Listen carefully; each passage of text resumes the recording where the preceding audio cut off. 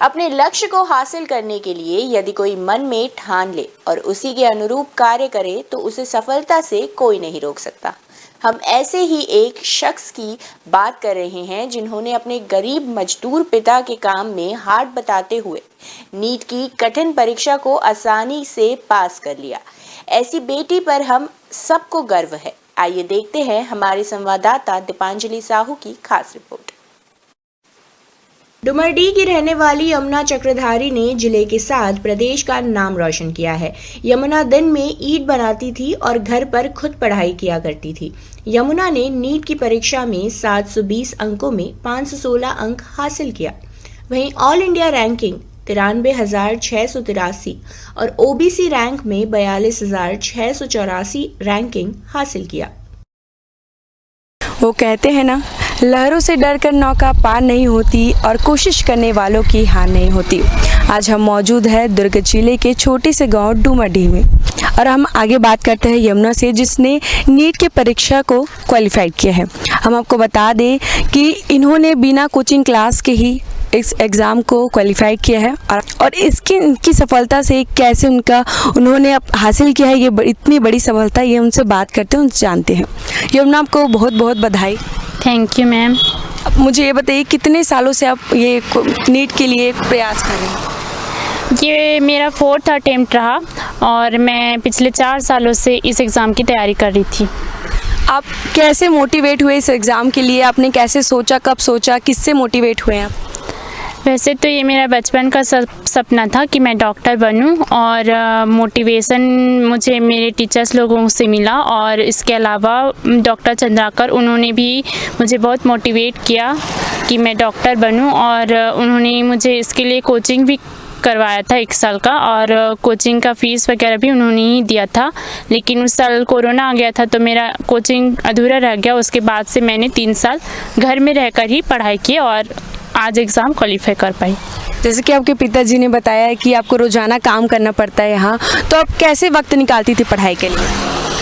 जैसे कि उन्होंने बताया कि मैं रोज़ाना काम करती थी, तो ये बात तो सही है क्योंकि ये हम लोग का रोज़ का रूटीन ही था और उस टाइम जैसे कि कुछ टाइम काम करने के बाद हम लोग को रेस्ट करने के लिए टाइम भी मिलता था, तो उस टाइम में मैं पढ़ाई करती थी और अपना ज़्यादा से ज़्यादा फोकस करके पढ़ाई करती थी कि अब मतलब पढ़ रही हूँ तो जो भी पढ़ूँ वो अच्छे से हो जाए। ऐसे कितने घंटे आपको देना पड़ता था काम के लिए और कितने घंटे आप पढ़ाई करती थी? 7 से 8 घंटे काम करना होता है, जैसे कि सुबह और शाम को अलग अलग। तो फिर वैसे ही पढ़ाई भी मैं करती थी, सुबह 2-3 घंटे और रात को भी 2-3 घंटे। कितना रैंक है आपका नीट में पेपर? मैं वैसे तो 720 में 516 नंबर ही आए हैं और ओबीसी कैटेगरी रैंक मेरा 42,000 है और ऑल इंडिया रैंक 93,000 कुछ मौजूद है युक्ति चक्रधारी, यमुना की बड़ी बहन, जिन्होंने कॉलेज में टॉप किया है।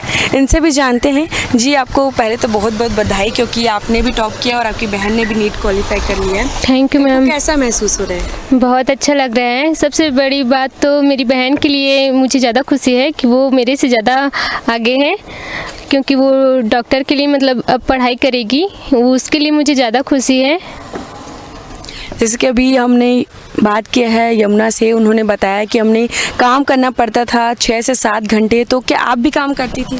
यस मैम, हम दोनों ही मतलब मेरे पापा के राइट एंड लेफ्ट हैंड है, क्योंकि हम दोनों के बिना ही वो काम अधूरा ही होता है और अगर हम दोनों नहीं करेंगे तो वो काम नहीं हो पाएगा, क्योंकि हम दोनों ही बड़े हैं घर में सबसे और इसलिए हम दोनों को ही ज़्यादा काम करना होता है और काम के साथ पढ़ाई पे भी फोकस करना होता है। जैसे कि अभी उन्होंने बताया कि डॉक्टर साहब है जिन्होंने उनकी मदद की, तो आपके जो टीचर्स हैं वो आपकी भी मदद करते हैं पढ़ाई के लिए? यस मैम, करते हैं। इसीलिए मैं मतलब कि मैं भी अपनी यूनिवर्सिटी में सेकंड आई हूँ और उन लोगों की मदद से ही मैं और आगे बढ़ सकती हूँ, क्योंकि वो लोग मुझे हेल्प करते हैं, बताते हैं कि इस फील्ड में मतलब इतना है, ये कर सकते हो। मुझे उन्हीं लोगों ने बताया कि आप यूजीसी नेट की तैयारी करो और प्रोफेसर बनो करके, टीचर्स लोगों ने ही मुझे बताया है और वो लोग सपोर्ट करेंगे करके बोले भी हैं। यमुना बिना कोचिंग क्लास के टॉप उन्होंने नीट क्वालिफाई किया है, क्या आपने भी बिना कोचिंग क्लास के किया टॉप? यस मैम, मैं तो कोचिंग कभी गई ही नहीं मैम, और जानती भी नहीं कोचिंग में क्या मतलब कि कैसे पढ़ाई होता है करके। मैं अपने घर से ही पढ़ाई की हूँ और घर में ही तैयारी करती हूँ हर चीज़ का। तो आप उन बच्चों को क्या संदेश देना चाहेंगी जिनके पास संसाधन होने के बाद भी वो 10 बहाने बनाते हैं पढ़ाई के लिए और उनसे पीछे भागते रहते हैं? उन लोगों को मैं यही बोलूँगी कि वो अपने ऊपर विश्वास करें और पूरी ईमानदारी से, पूरी मेहनत से अपनी पढ़ाई पे फोकस करें और अच्छे से मुकाम हासिल करें। ईंट भट्टी में काम करने वाली यमुना चक्रधारी ने अपने पिता की स्थिति को समझते हुए अपने पिता के कामों में हाथ बटाते हुए यमुना ने पढ़ाई की और उसकी कड़ी मेहनत ने आज उसे सफलता की एक सीढ़ी पार करा दी है। यमुना चक्रधारी कहती है कि उसे डॉक्टर बनकर अपने गांव के गरीब लोगों की सेवा करनी है, इसलिए वह आज इतनी कड़ी मेहनत कर रही है। हमारे साथ मौजूद है बैजनाथ चक्रधारी, जिनकी बेटियों ने उनका नाम रोशन किया है, और उनसे हम थोड़ी सी बातचीत करते हैं और जानते हैं कि उन्हें कैसा फील हो रहा है। जी बताइए, आपको कैसा महसूस हो रहा है, आपकी बेटियों ने आपका नाम रोशन किया है? बहुत अच्छा फील हो रहा है और अच्छा लग रहा है। कितने सालों से आपकी बेटियों ने मेहनत कर रहे थे? वैसे तो हमारे इस कुम्हार धंधे में बच्चा अगर 3 साल का हो गया वो भी काम करेगा।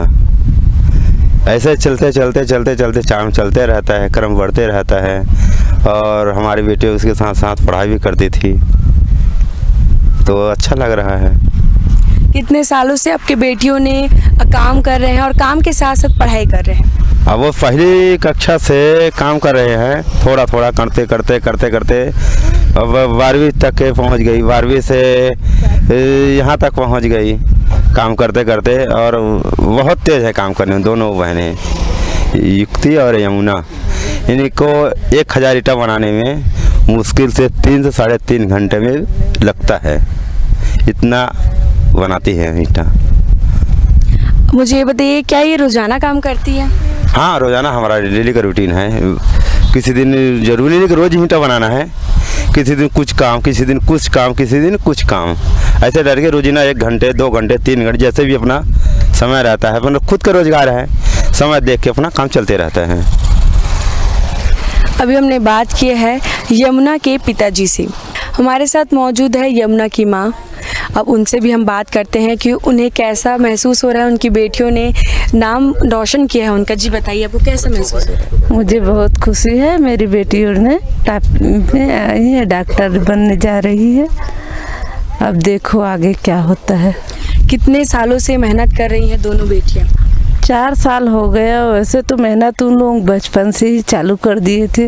कहते थे कि माँ इस काम में बहुत मेहनत लगता है, बहुत थकावट आती है, हम लोग ये काम नहीं करेंगे, हम लोग पढ़ के कुछ बनना चाहते हैं, बनेंगे।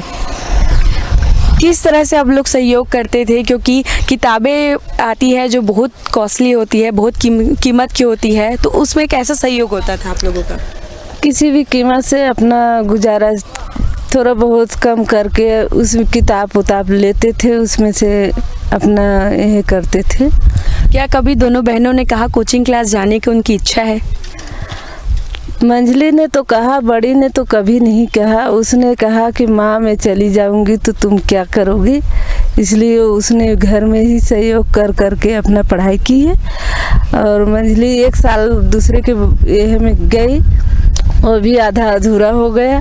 फिर कही माँ मैं भी घर में ही करूँगी, मैं कोचिंग नहीं जाऊँगी, कोचिंग में समय वेस्ट ज़्यादा होता है, आने जाने में समय ही सब वेस्ट हो जाता है, तो मैं घर में ही पढ़ाई करूँगी। किस वक्त दोनों बहनें पढ़ाई करती थी और किस वक्त यहाँ ईंट भट्टी में काम किया करती थी? सुबह पहले उठती थी, तो पहले तो मैं बताना चाहती हूँ कि मेरी बेटियों इतना होनहार है कि पहले उठती थी तो मेरे घर में पूरा हाथ बटाती थी सुबह से, फिर खाना बनाती थी, उसके बाद काम में आती थी। वो कम से कम 9-8 के बीच में काम में आती थी। हम लोग 12-1 बजे तक में काम बंद कर देते थे। जैसे आते थे वो जल्दी स्पीड से काम हो जाता था। उसके बाद बंद होता था, खाना वाना खाती थी। उसके बाद वो लोग पढ़ाई में बैठ जाते थे। जिस तरह से गर्म भट्टे में तपकर एक एक ईंट तैयार की जाती है, उसे देखकर यमुना के इरादे भी तैयार होते चले गए। भले ही परिवार की आर्थिक स्थिति ठीक नहीं थी, लेकिन पढ़ाई कर मुकाम हासिल करने के उसके मजबूत इरादे थे। वह चट्टान की तरह थी, जिसका नतीजा ये रहा कि उसने नीट क्वालिफाई कर न सिर्फ दुर्ग जिला बल्कि प्रदेश का नाम रोशन किया है। अपना काम पूरी लगन और ईमानदारी के साथ करने पर आपको आपका लक्ष्य प्राप्त करने से कोई नहीं रोक सकता। यमुना ने बिना कोचिंग क्लास और कम संसाधनों के साथ अपनी पढ़ाई पूरी की और नीट का एग्ज़ाम क्वालिफाई किया है। ये उन बच्चों के लिए है जिनके पास सभी सुविधाएं होने के बाद भी वे पढ़ाई से आनाकानी करते रहते हैं और दूर भागते रहते हैं। ये उन बच्चों के लिए हैं जिनके पास कम संसाधन होते हैं और जो कोचिंग क्लास के फीस अफोर्ड नहीं कर पाते। उन बच्चों के लिए यह एक मोटिवेशन है। न्यू वीडियोस की अपडेट पाने के लिए सब्सक्राइब करें इंडियन न्यूज़ को और बेल आइकन को दबाएं। ये है इंदू ब्रॉडकास्टिंग प्राइवेट लिमिटेड और आप देख रहे हैं इंडियन न्यूज़, हर पल, हर क्षण, हर सच।